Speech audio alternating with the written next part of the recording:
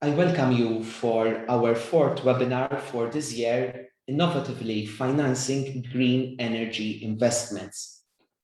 This webinar will provide information on the 3 BOV energy loans being offered by Bank of Valletta for both personal and business customers to finance renewable and energy efficiency solutions. All 3 energy loans benefit from a guarantee offered by the European Union and the government of Malta, permitting the bank to provide an attractive interest rate and collateral terms. It is a very interesting webinar, the one we are doing today, and as a chamber, we believe that this should be the way forward for Gozo. The European Green Deal, announced by the European Commission in 2020, is a set of policy initiatives aimed at improving the well-being of people and the planet by steering Europe towards becoming the first climate-neutral bloc by 2050. To this end, we might safely say that the European Green Deal will be the guiding path for countries within the bloc in the coming years. Malta's proposed economic vision, which is currently in its consultation phase, reflects this direction. Among the proposed new economic activities, which are intended to create new ecosystems and clusters, one can find, for example, green finance, green energy exchanges, and other green activities such as renewable energy. However, when it comes to Gozo, the economic vision puts special emphasis on the fact that the generation of new economic activity on the island needs to be fueled by the green economy. Carbon tax solutions are being envisaged as one of the areas by which the government intends to create new economic activity on the island. It is also interesting to note in this economic vision that the government is considering the transformation of Gozo, and I quote, into a carbon-neutral island. In fact, there were various announcements from government quarters that the island of Gozo can become carbon-neutral before Malta's 2050 target.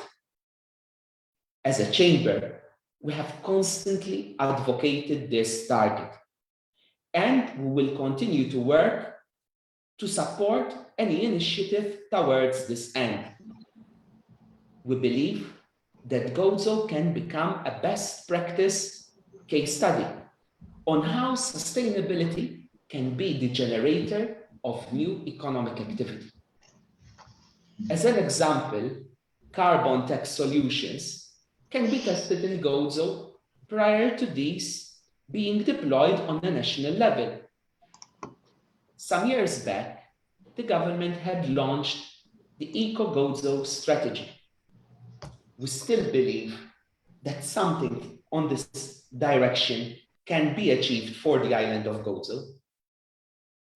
The Gozo Business Chamber, for example, is currently participating in an EU-funded project through Horizon 2020 funds, which will study the solutions which are being adopted on the island of Mayotte, and then analyze how these can be replicated on the island of Gozo, these together with other European islands, such as, for example, Favignana. That is why, while this webinar is of relevance on a national level, we believe that this is extremely beneficial for Gozo and Gozo-based enterprises. I'm happy to announce that we have a very good array of speakers for today's webinar. We have Mark Cicluna Bartoli, Executive Product Management and Development at Bank of Valletta, Michelle Ganado, Patrick Spiteris-Staines, and we also hope that we will be able to join us later, Roman Deutschak from the European Investment Bank. Just to give you a brief introduction on the speakers we have today. Michelle Ganaldo is a partner in the PwC advisory practice and is the consulting leader with over 30 years experience in managing comprehensive management consulting assignments and developing the firm's capability on EU and public sector matters. Patrick Spiteri-Staines has over 12 years of experience in the energy sector and is an expert on a range of topics, including sustainable energy in the built environment, energy conversion processes, energy regulations, policy and economics, energy processes in buildings, renewable energy technologies, project development, and renewable energy resources. Roman Dojcek, on the other hand, is an investment platform advisor in the EIB advisory service, with a track record in consulting financial institutions on the implementation of financial instruments, with an emphasis on climate action-related financing. All of those who are participating on our online platform, please feel free to post your comments and questions, which will be answered by our panelists during the dedicated question and answer session. Also, those who are following on our social media, please feel free to post any comments there. To this end, we hope that you will find this webinar useful. I now kindly invite Mark Scicluna Bartoli to deliver his presentation on the BOV Energy Loans.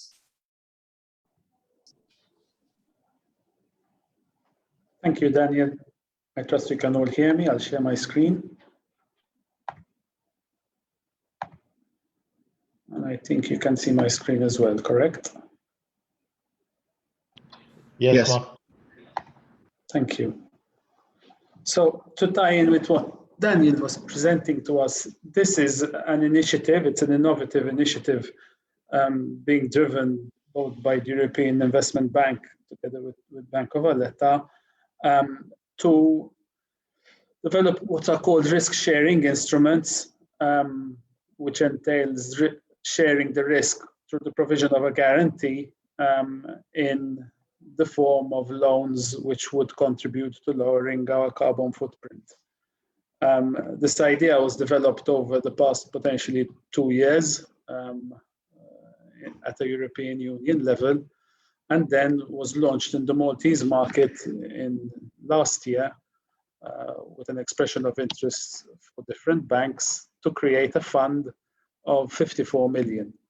The fund benefits from a guarantee of 80%, which is capped. And that is something we have always done as a bank. We've done it at BOV Jamie, we've done it Jeremy, we've done these instruments a number of times. What's innovative about this particular instrument is that as part of the incentives to business and to customers in general, it gives an interest rate subsidy over the first 3 years of the loan, integrated as part of the benefit to the customer. So that is one. There's also another innovation, is that the product is not selected exclusively for a business customer, like was in the case of BOV Jamie and Jeremy. It also includes personal customers.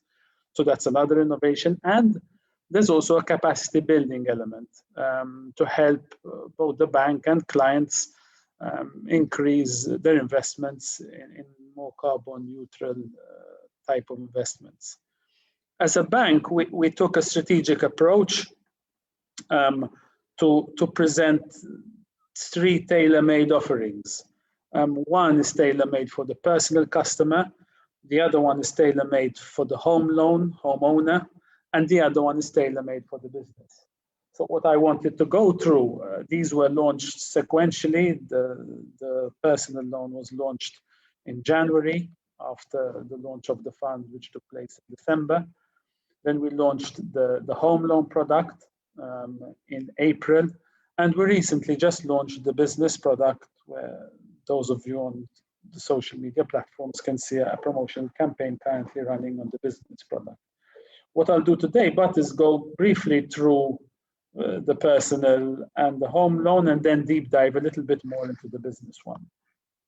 The personal energy loan is a loan of 50,000 maximum amount with an interest rate of 2.5%, which results in an effective rate of 0.5% for the first 3 years and then 2.5% for the remaining. It's a variable interest rate. And so that is one of the advantages. The other advantage is the term as well, over 15 years.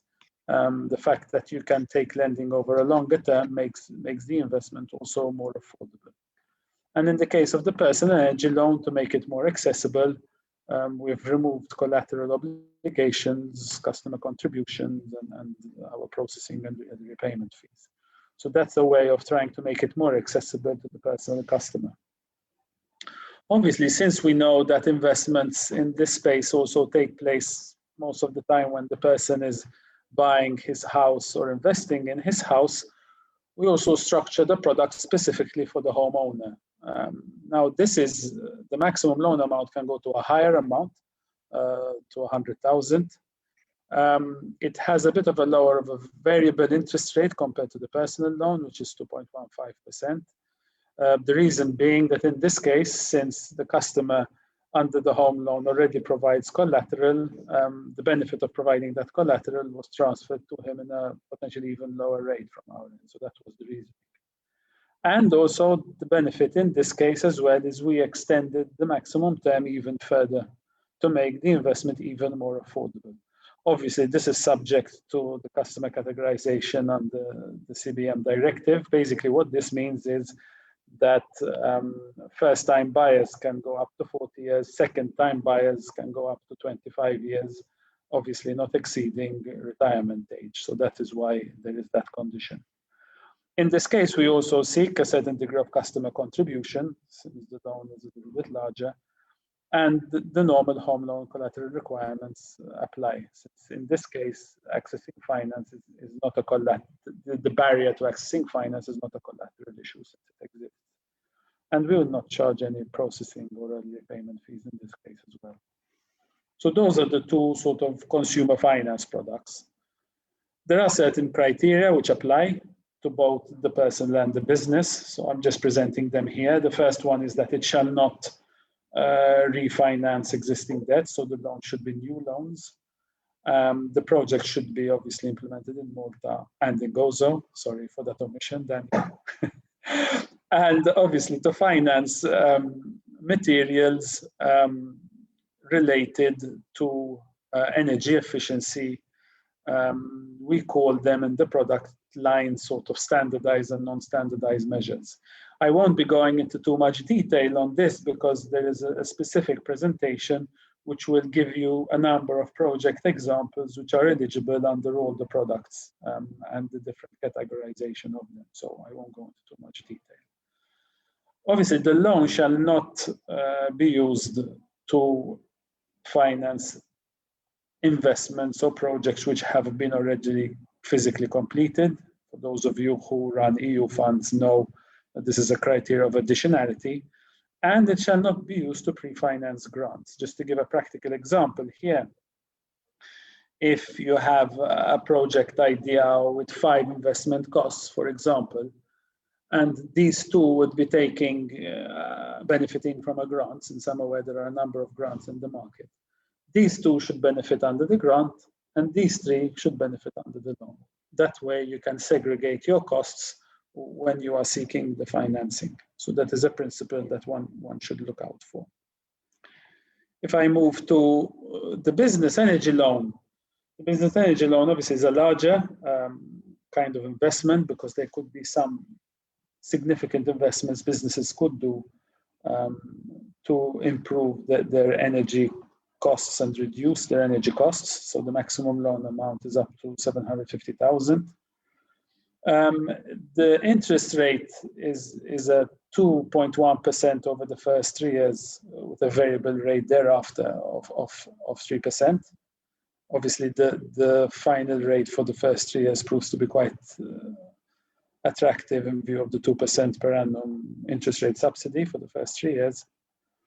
We will, from a security point of view, we would be seeking a much lower amount of security. This is in line with the kind of security we ask under both our BOV Jamie and Jeremy products. Maximum loan term is 15 years. Here again, it's positive for the business customer, since generally we do not go beyond a 10-year term.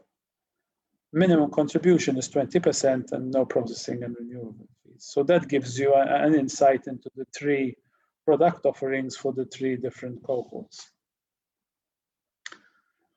This is categorization of who would be eligible from eligible enterprises. In truth, if those of you who benefited under Jeremy and Jamie notice, this scheme also includes mid-caps, which means that it is not limited just to SMEs, but even to mid-cap companies, which in truth should exclude very, very few companies in the Maltese market now. Before, a number of large companies, obviously I'm saying this on a group-wide basis, should not be excluded under this particular scheme. So that is positive as well. We have widened the scope. Even from an economic sector's point of view, there are very few exclusions, so all sectors are eligible, except some specific sectors in the pure real estate development side. Otherwise, all sectors are eligible. And this is just a little bit more detail on the features. Obviously, the facility is in the form of a loan, not an overdraft. The maximum loan amount I mentioned of 750 obviously may be lower in view of the minimis aid rules. I know this may be a bit of a sensitive issue in the case of Gossaton Enterprises, because they do use quite an amount of the minimis aid under other schemes. We understand that limitation. And the interest rate is as I mentioned before. So that is some of the features. I did mention that there are no fees, that is true. However, we have a commitment fee which we charge. The reason being is that if we do agree to sanction the loan and proceed with its financing, then we would encourage the business to take it up rather than leave it there. And this is a commitment fee which takes effect if this happens. So, I mean, if you draw down the funds, there'll be no commitment fee. The term, as I said, is 15 years maximum, just to be clear, and inclusive of a moratorium of 6 months. And the term is not always 15 years, to be perfectly correct, but it's based on the asset being financed and the durability of that particular asset.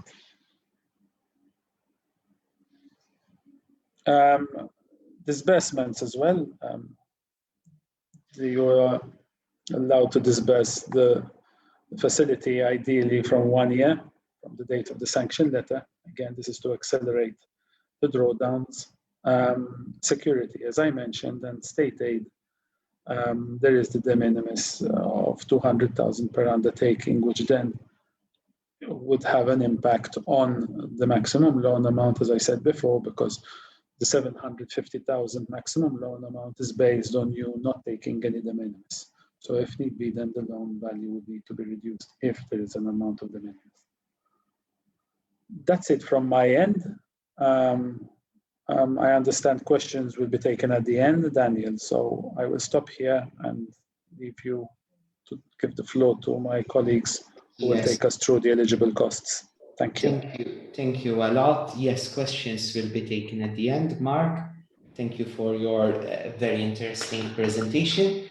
As you mentioned, the de minimis is quite a sensitive subject for Godsitons because we have added difficulties, Godston Enterprises. Many a times,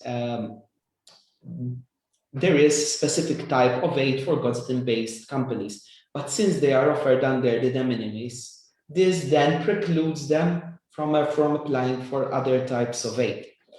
This is a difficulty with it, which as a chamber we have taken up with the authorities various times.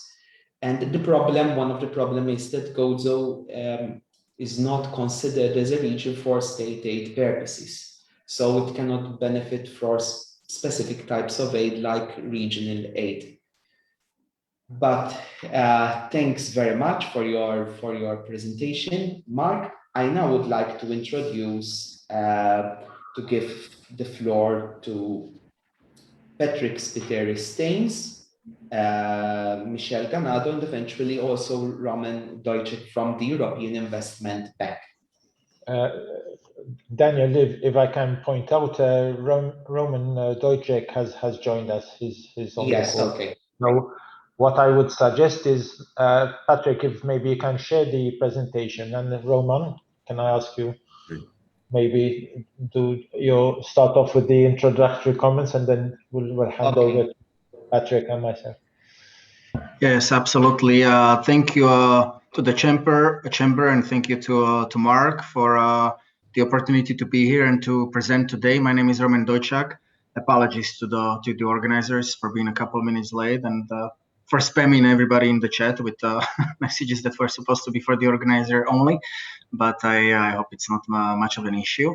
And now to the point, my name is Roman Deutschak, working at European Investment Bank Advisory Services, together with my colleague Erika Berta, who should be here today, and together with PwC team colleagues Michel and Patrick, we are helping the and I see myself, but is the presentation being the slides are being shared, or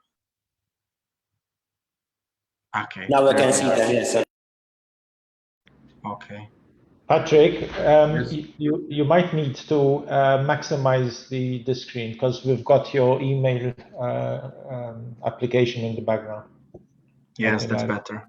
Okay. Then that's perfect. Thank you, Patrick. Okay. And if you can go to the next slide, please, Patrick, if I may ask you kindly.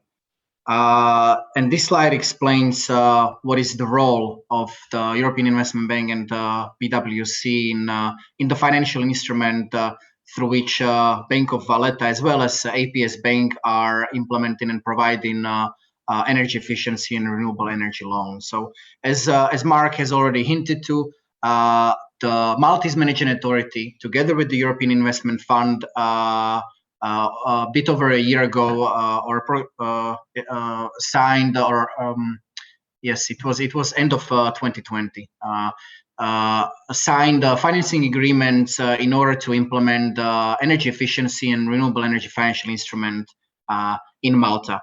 The aim is naturally to support access to financing for this type of investment projects.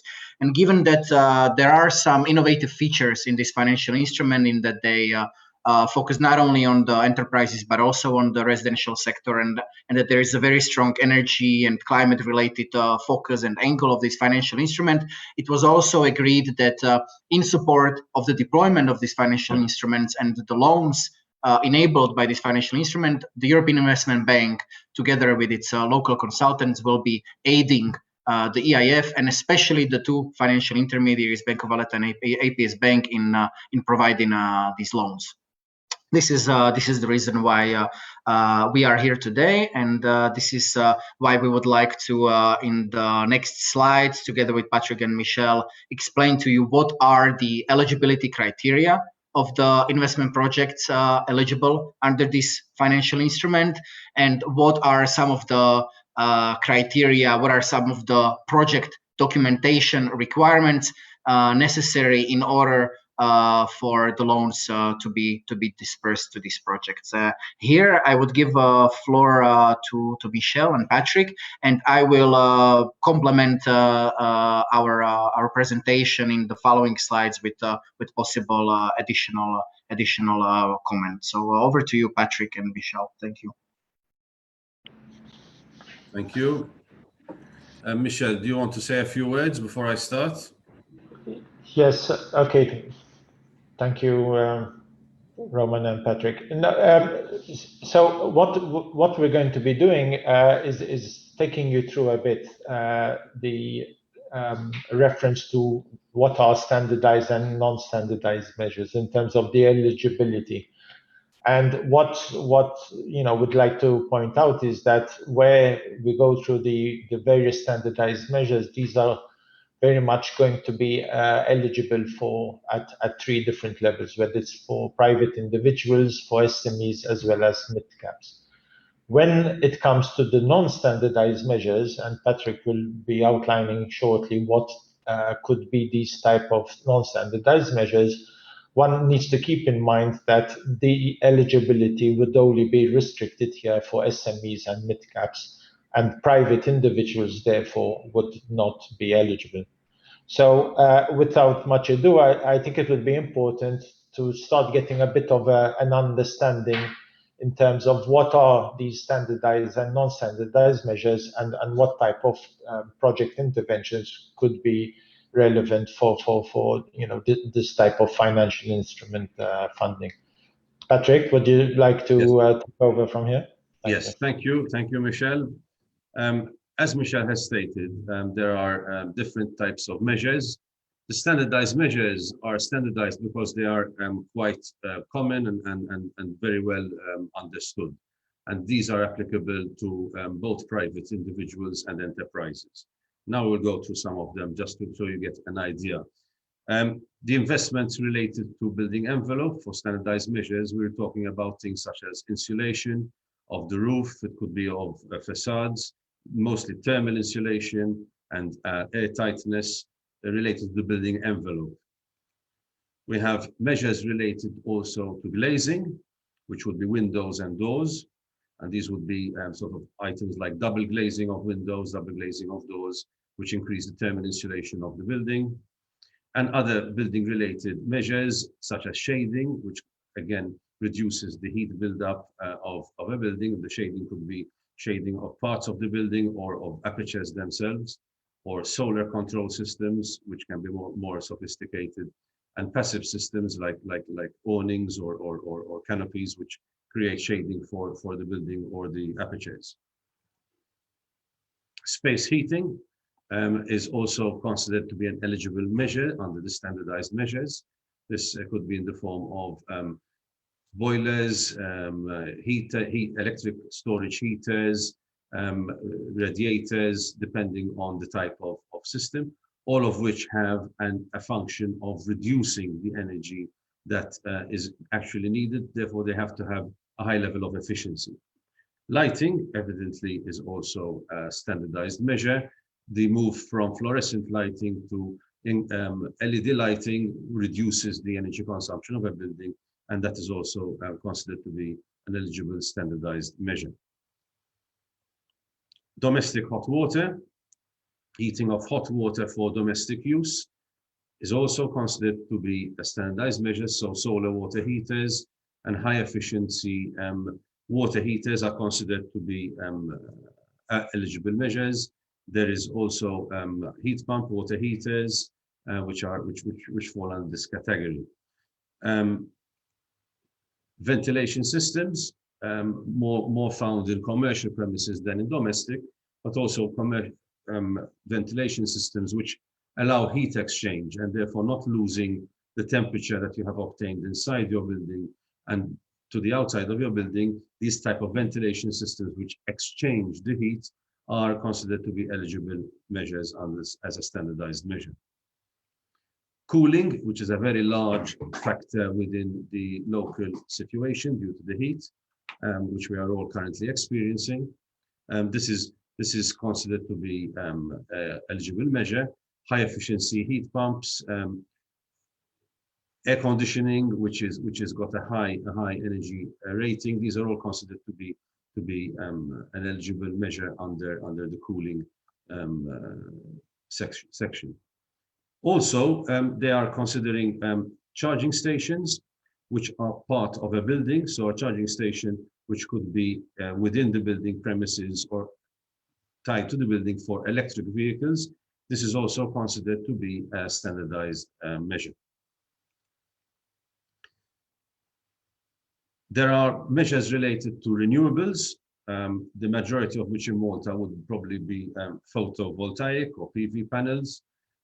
These are usually found on the top, on the roof of the building, or tied to the building in one way or another.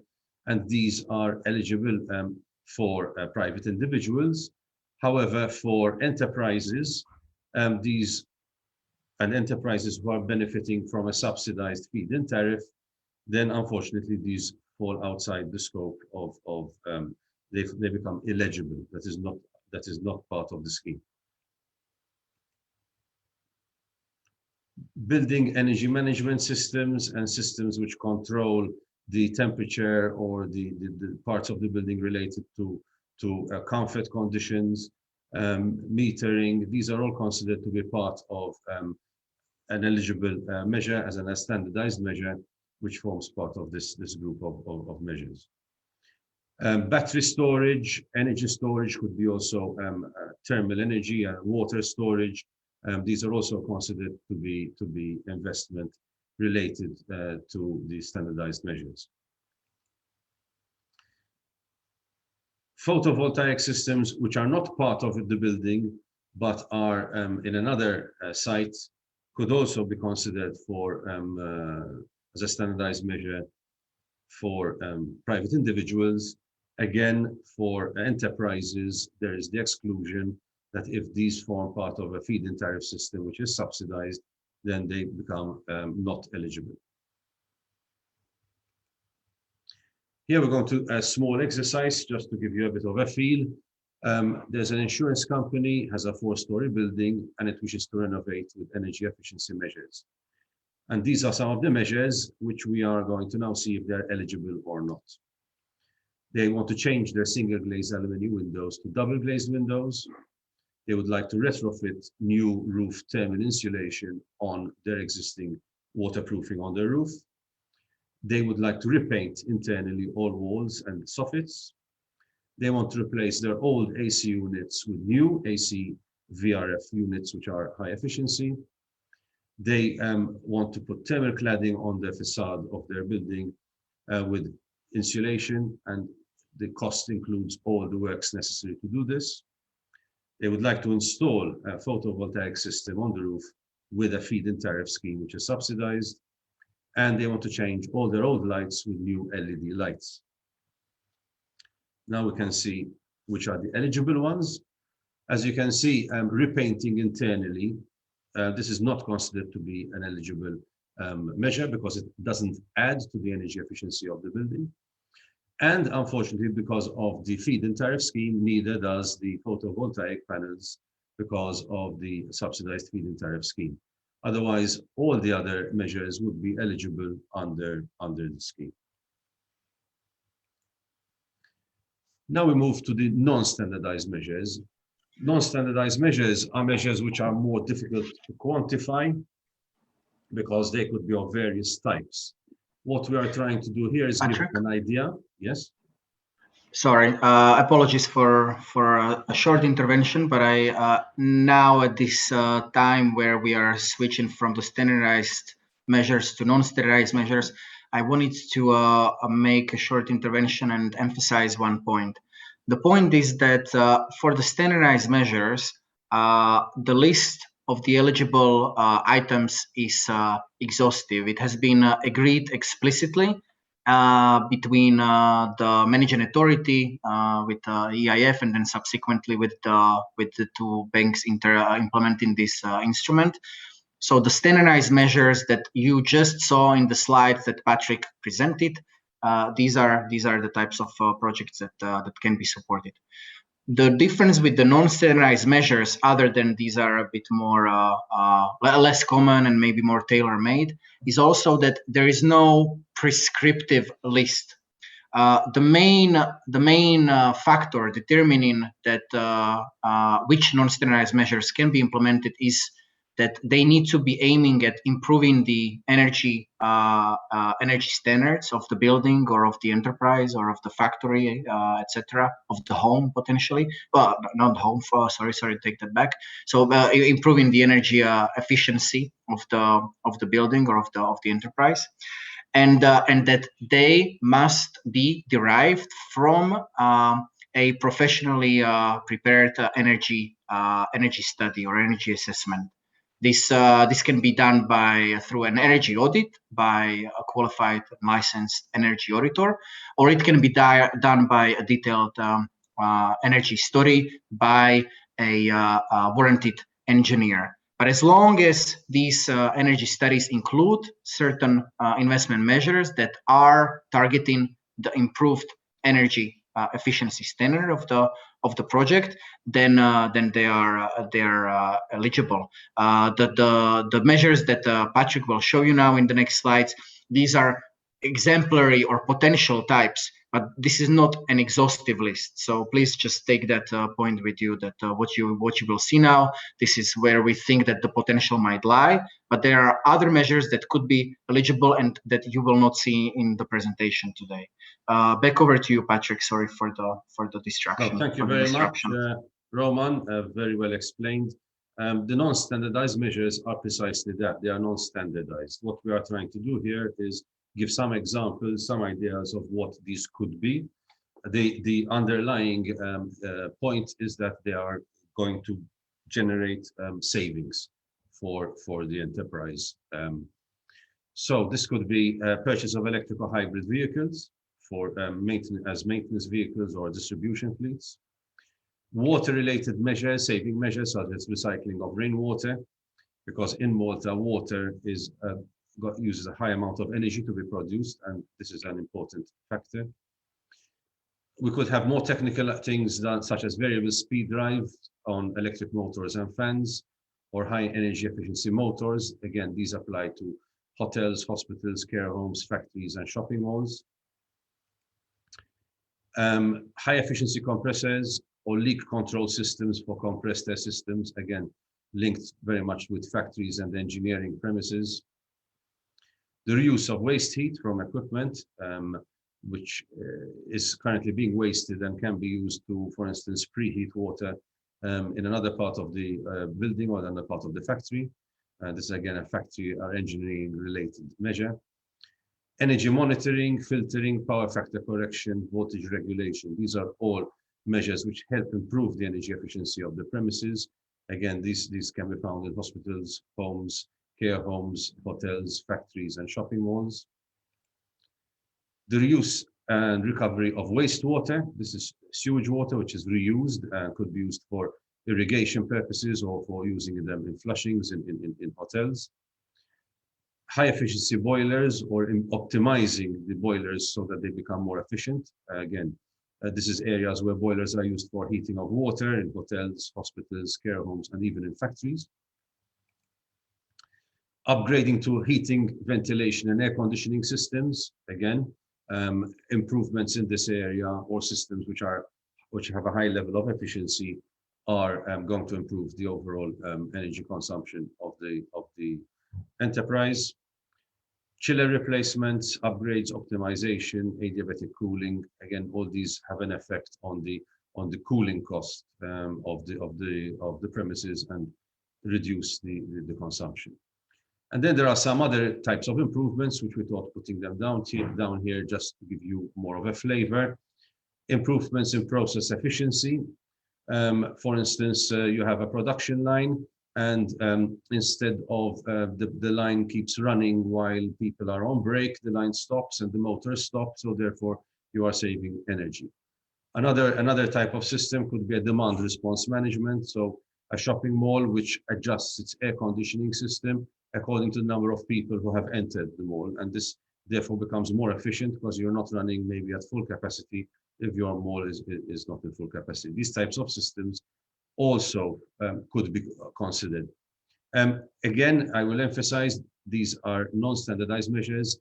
There are potentially many other measures that can be utilized. These are some of the most common ones that we thought would be interesting to demonstrate here as an example. Again, another exercise to see about which measures can or cannot be considered to be eligible. We have an export manufacturing company which is building a new extension to their factory, and they want to invest in energy efficiency measures on the new building as well as on the existing building. Now, which of the following measures are eligible? Now, they are going to install variable speed drives on all their motors. new heating, ventilation, and air conditioning system on the new factory with high efficiency. They're going to put in non-slip flooring in the old factory process area. They're going to construct walls and the roof of a new extension. They're installing thermal insulation on the roof of the new factory extension. They're putting in a system for recycling of wastewater, waste process water, including the reservoir piping and pumps necessary. They are changing the fluorescent lighting in the old factory to new, more efficient LED lighting.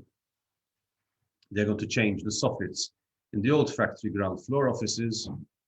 And they're excavating a reservoir system in the basement for rainwater runoff from the roof, including all the items, waterproofing pumps and pipes to supply flushing with second-class water, a second-class water flushing system.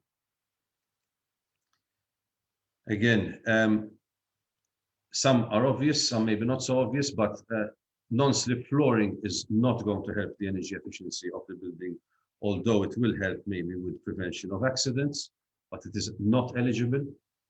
Construction per se of walls and roof of the new extension, this is not going to change the energy efficiency of the building, and therefore it is not eligible. Neither is replacing the soffits in the old factory ground floor offices, because that does not aid with the energy efficiency of the building.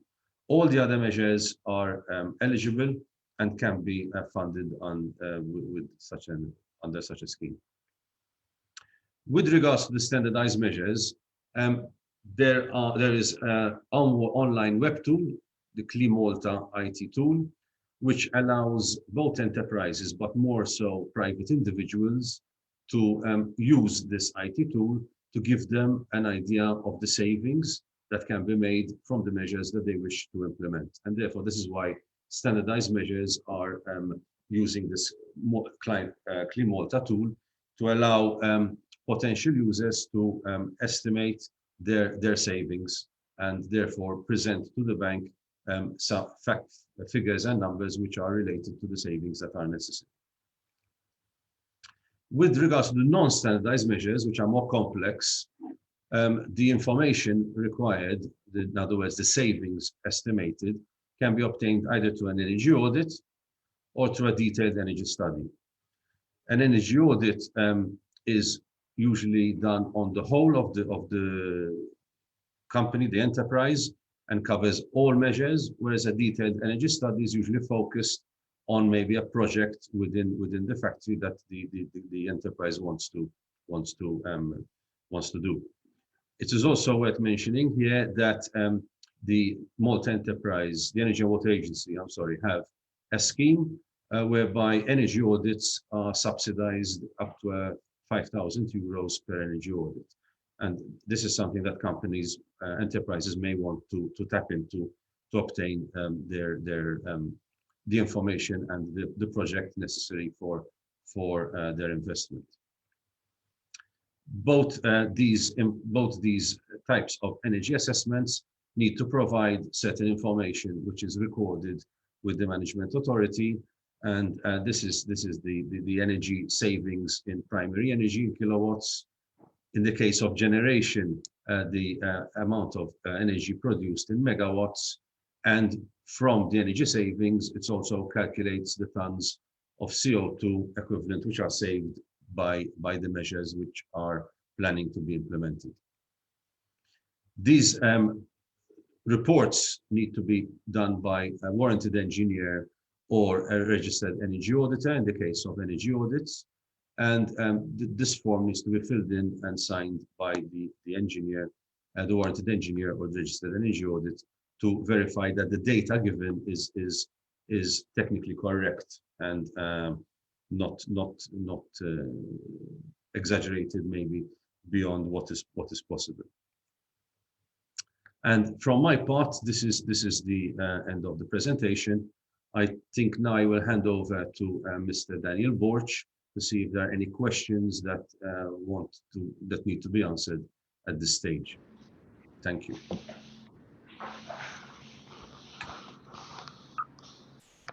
Thank you very much, Patrick, for your very interesting presentation. I do not know if Michelle Ganado wants to add something to. Michelle, would you like to add something to the presentation prior to proceeding? No, at this stage, Daniel, not really. I think what Roman and Patrick have elaborated on has been extensive. So if there are any comments then from the audience, then I can intervene. So I now open the floor to the question and answer session. Please feel free to post any questions you might have on the Q&A. So we have one. This is addressed to Mark. You mentioned that this facility falls under the de minimis aid. The de minimis would be calculated on the interest rate or on the capital which is invested. Mark, could you elaborate on this one, please? As I said, the maximum loan amount of 750,000 equates approximately to 200,000 euros worth of de minimis. The calculation model is quite a complex one, which takes into account the value of the guarantee in the form of aid and also the value of the interest rate subsidy combined. So it takes everything into account. And then it equates to that. So it's a complex, it's called the GGE, Gross Grant Equivalent Calculator, which is in line with state aid rules and calculates it accordingly depending upon the size of the loan. So effectively it is the value of the loan, which translates into a GGE. But if you just want to keep it simple, because the metrics behind the calculator is complex, do a linear calculation of 750,000 equals 200,000 de minimis. 100,000 equals how much? That's just to give you an indication, yeah? But obviously then we can provide more accurate data based on the exact loan amount, and we can provide the exact GGE based on the gross grant equivalent calculator we have internally. So I think it's quite happy, and this, I think we were discussing, Mark, before about this falling under the de minimis aid, and this does not apply to custom-based enterprises only, because many enterprises, many types of aid are given under the de minimis rule. So maybe that would be a bit of a stumbling block in this respect. Daniel, just to add to this point, I mean, one could have chosen to go through a general block exemption model calculation. However, the general block exemption is not a simpler model, it's a much more complicated model. And as you are aware, some of the Malta enterprise schemes have actually used the general block exemption model on purpose because of the reasons you are mentioning, so that one can, obviously, I see state aid as different buckets, yeah? You have the de minimis bucket and you have the general block exemption bucket. So if you fill this one up, you can still fill this one up. However, the general block exemption is much more complicated when it comes to energy efficiency, and it can be quite, I don't know what word to use, demanding would be the right word, because just to give you a practical example, what happened,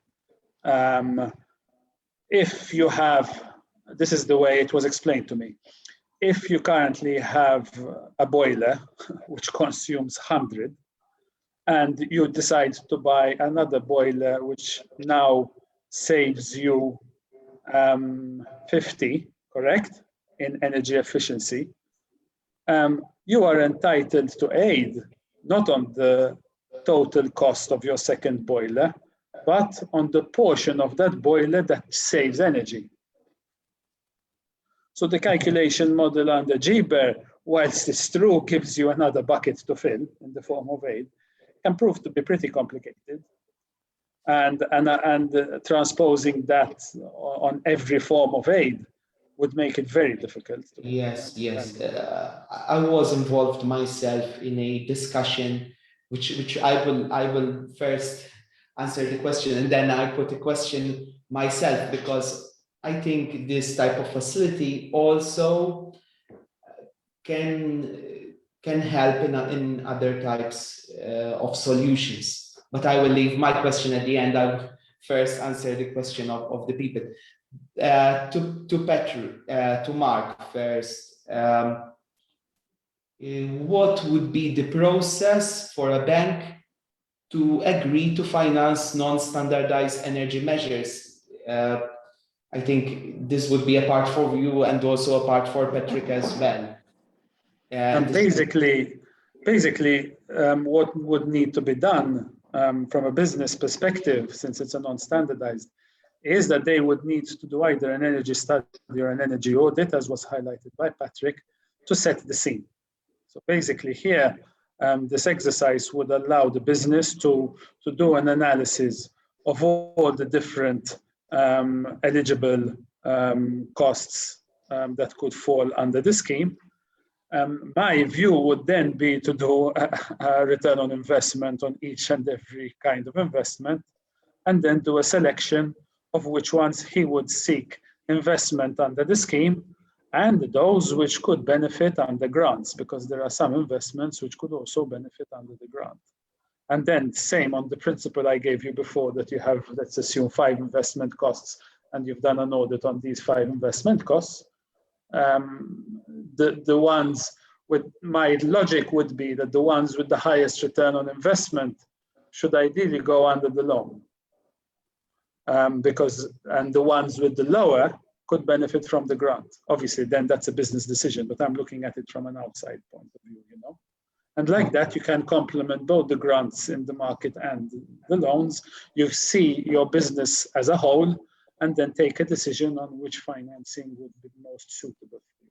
Obviously, this is my feedback from a financing perspective, but maybe Patrick could give an insight more from an audit studies perspective. Yes, in fact, I can tell you, essentially, when an energy audit is done, part of the energy audit gives the different potential saving, let's say, mini projects or measures, and gives them to you also with an expected return of investment. So you can go for the lowest hanging fruit. In other words, the investments which have a short rate of return before the ones which are more difficult to go for. So an energy audit gives you this visibility. A detailed energy study is usually done when a company already knows or wants to focus on a particular area where they have a very good feeling that there is a big saving to be made because they have a lot of wastage. Maybe they don't want to do a complete energy audit, but focus only on that particular measure or group of measures. And the study will be done, the engineering study will be done, and it will provide estimated energy savings based on the project that the client wants to do. So that then information is used by the enterprise, and they will then present to the bank according to what they feel they want to invest in. And that's then the bank picks up the information and takes it from there. So this is the way that the process goes. What I'd also like to maybe point out is that whereas for the standardized measures, it's the Climata tool that is calculating the indicators in terms of savings and CO2 and energy generation. For non-standardized measures, obviously the tool cannot be, it doesn't lend itself well because of the nature of the project intervention, and therefore this is why there is the need for these sort of supplementary studies to be able to support it. If I just may add, it's possible for an enterprise to have possibly both measures. They could be putting double glazing on their office, which is a standardized measure, but then they're going to do a big investment on the boiler, which is a non-standardized measure, and they need an energy report for that. So exactly. You could get also this kind of scenario. The best of two worlds, exactly. Okay. If I may add, because there's one question in the Q&A session on the Climata report. Yes, that is required for bank loans for both retail and corporate clients with respect to standardized measures. So, but then obviously if a customer decides to do an audit, as Patrick was saying, and part of the some components of standardized measures are part of that audit, then that audit can be presented as part of the report. You do not need to submit a Climata report. Do you understand me? But the vast majority, the reason for a Climata report is to make it easier and cheaper for businesses and individuals who want to invest in standardized measures. And then there was another question, I think, yes, to you, in the chat to Patrick. You mentioned energy audits. Would this still be supported by Malta Enterprise even if the bank does not finance eventually the loan? Okay, I can answer this. So energy audits are legally required by non-SMEs. In other words, companies which are bigger than SMEs. They are required by law every 4 years. And this is a mandatory thing. And this is not subsidized by Malta Enterprise because it is a legal requirement. For SMEs, small and medium-sized companies, there is no legal requirement, but the Malta Enterprise is offering support by subsidizing these energy audits. And it is completely separate from the financing requirement. They can be used for the financing requirement, but enterprises can go ahead and do a energy audit at any time for whatever reason they want, obviously with the scope of seeing where they can save energy. So they are not linked that you don't get the Malta Enterprise support if you don't get the financing. They are two completely separate items. Patrick, just to clarify, because reference is being made here to Malta Enterprise, is it the Energy and Water Agency? Sorry, yes, you are right. It is the Energy and Water Agency which is offering the grant scheme. Many times the Energy and Water Agency and Malta Enterprise work very closely together. But in the case, technically, it is the Energy and Water Agency that is offering the subsidized scheme for energy audits. Correct. Okay. I am mentioning this. I mean, I'm going to mention why I did that mistake and may be of interest. Is that Malta Enterprise also offers aid grants for energy investment.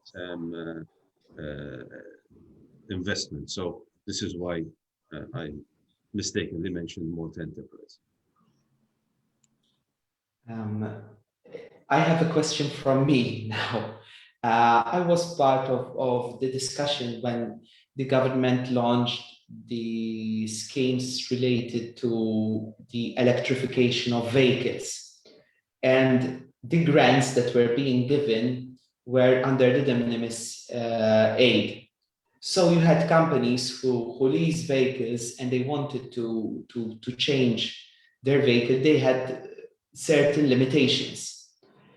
Am I correct if I would say that this facility would bridge the gap for these companies in the sense that maybe the limitations under that particular grant would then be supplemented through this loan facility, that this loan facility would be more ideal for example, leasing companies who lease vehicles and they want to change their fleet. Would I be correct in saying that, Mark? I just need to know the specificities of the grant for these vehicles. Yes, because it's not clear to me, because as I said, you need to segregate the costs very clearly. And I don't know the nature of the scheme. If you could provide me some more detail, I could answer your question. Yes, basically the scheme provided grants for both businesses and consumers if they wanted to change their vehicles to electric. Now, for a company, it would be easy under these grants, though they were generous. They would be for them. They would not be able to change a substantial number of their fleets. But if they would go through this loan facility, as you explained it very correctly, both you and Mark, I think that would be possible. I understood your logic. So basically what we have here, Daniel, just to be correct. It would be more beneficial for businesses, I think, under this loan facility. What I'm understanding is this, right, Daniel? Each business has a capped amount of grant that he can benefit from. And let's assume he wants to invest in 10 vehicles, right? And the grant will only cover him for 3, correct? Correct. He can then consider the lending for the other 7. That's how I can see it. Or even for the whole fleet, because I think, as you explained it now, this is a very good facility, especially for businesses who would like to undertake a large-scale investment. If you're looking at it from a de minimis consumption point of view, yes, I understood. If you're looking at it from that angle, yes, it could be more de minimis efficient. Yes. Yes. And since they would be repayable over a certain amount of time, and the interest rate is very good, there is also certain guarantees on the collateral. I think from a business point of view, it would make more sense. Yes, yes, I'm seeing your logic perfectly. Because these are the concerns that we face every day at the chamber or when discussing with government.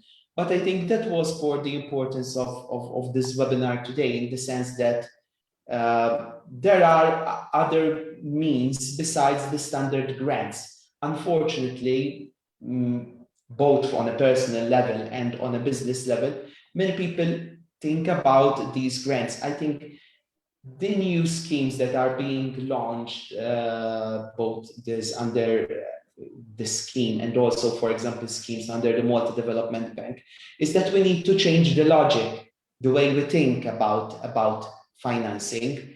And I think from a business perspective, that would make more sense, especially now that we are seeing that there is a strong emphasis on sustainability. So I have another question. For those enterprises that currently benefit from the FIT schemes, are they only ineligible in terms of investments in relation to PVs, for instance, or all types of standardized measures? No, just let me give my feedback, and then obviously my colleagues could complement. The reason that renewable PVs are not eligible under the FIT scheme is because the FIT scheme, in essence, is a grant. So it would be that particular investment that would be ineligible. However, all the other types of investments would be eligible, if I have understood the question correctly.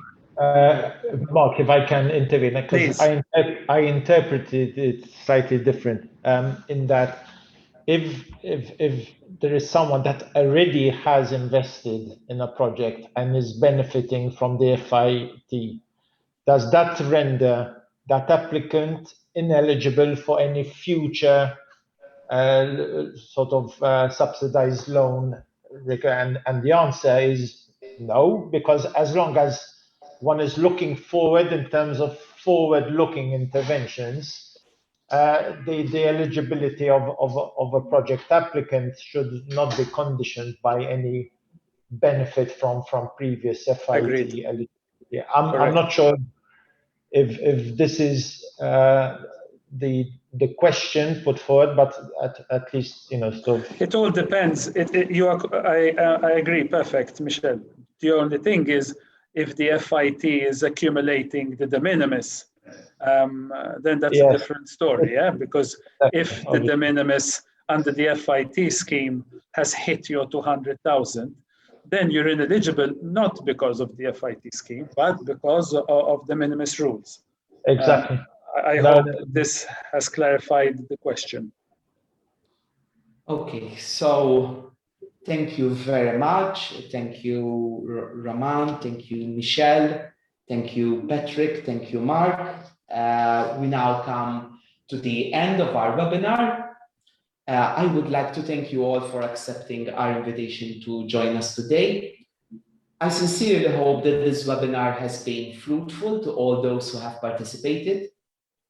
I would like to thank once again Mark Scicluna Bartoli, Michel Gamado, Patrick, Peter Staines, and Roman Deutschek. I know that you are all very busy people. Thank you for accepting our invitation. A special note of thanks also goes to Richard Gregg, who was our technical coordinator. Thanks, Richard. I would like to highlight that this initiative was also supported through the Ministry for Gozo NGO Assistance Scheme, which is a funding program for voluntary organizations on the island of Gozo. Finally, I would like to invite you to continue following us on our webpage and Facebook page. This webinar today was also transmitted live both on our Facebook page and on Bank of Valletta's Facebook page. So you can still follow up there, and we will also upload it on our YouTube pages. So thanks once again for joining us today. Thank you, Daniel. Thank you, everyone. Nice afternoon. Thank you. Ciao, ciao. Thank you. Bye-bye. Thank you. Nice day, everybody. Bye-bye.